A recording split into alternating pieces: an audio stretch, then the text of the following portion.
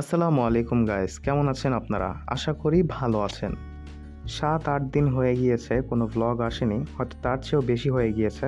এর কারণ হচ্ছে বাহিরে প্রচণ্ড ঠান্ডা পড়ছিল, যার কারণে কয়েকদিন বিরতি নিতে হয় আমাকে। তার মধ্যে আবার পড়াশোনার চাপ তো রয়েছেই।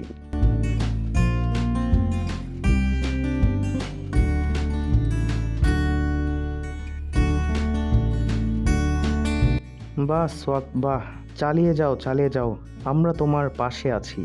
চা খাওয়ার পরে সোয়াত আমাকে বলে, ভাই এগুলো পেঁয়াজগুলো নিয়ে নাও।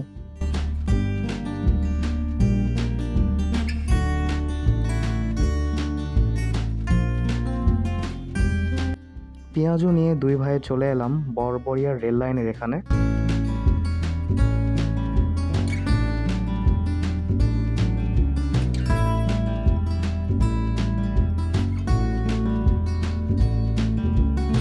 এরপরে আমরা আবার রওনা দিলাম লোহাচড়ার ওদিকে।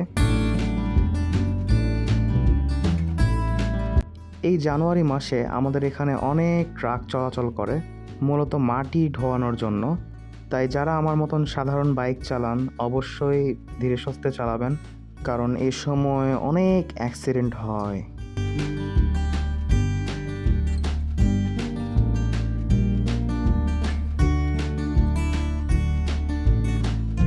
ভাইয়া, তুমি যে কবে আসবা? তোমার বাড়ি তৈরি, তুমি নাই।